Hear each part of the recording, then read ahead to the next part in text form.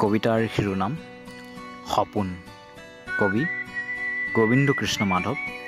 আবৃত্তি খিলাং ৰঞ্জন। যোৱা নিশা সপোনতে স্মৃতিৰ নাওখনি বাই তোমাৰ সৈতে খেল খেলা সেই নদীখনলৈ গৈছিলোঁ। আনন্দৰ উল্লাসত মনটোৱে টোপনিত থকা মোৰ দেহত শিহৰণ বিয়পাই গৈছিল। যেন তুমি মোৰ কাষতে আছা। তোমাৰ বাৰু মনত পৰেনে?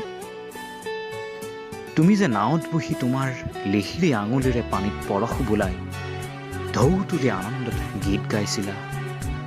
দুহাতেৰে মোৰ গালৈ পানী ছটিয়াই ৰং চাইছিলা। উফ, সপোনত অনুভৱ কৰোঁতেই শুই থকা মোৰ দেহটো তেতিয়া চেঁচা পৰশত কঁপি উঠিছিল।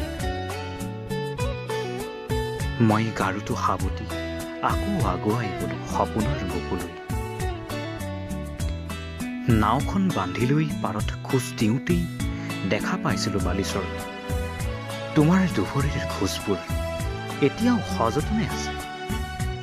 মই চুই চালোঁ বালিত থকা তোমাৰ খোজবোৰ। সিহঁতবোৰ তোমাৰ দৰেই সুকোমল আৰু লাজুকীয়া আছিল। মই সিহঁতক আলফুলে সাৱটি তেতিয়া সপোনৰ বুকুতে আকৌ এবাৰ শুই গৈছিলোঁ। তাতো আকৌ তোমাৰ এই সপোন।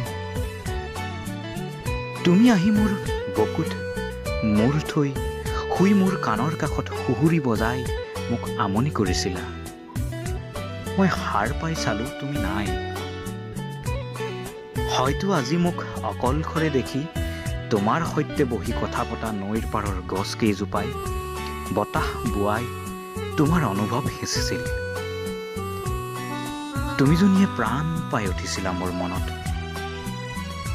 নৈৰ পাৰৰ চেঁচা বতাহ নতুবা মোক চুমি যোৱা নৈৰ পানীৰ পৰশত।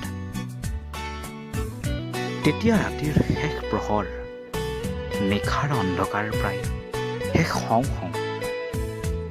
মই নাওখন মুকলি কৰি সপোন নদীক এৰি উভতি আহিছিলোঁ দিঠকত এটি নতুন পুৱালৈ।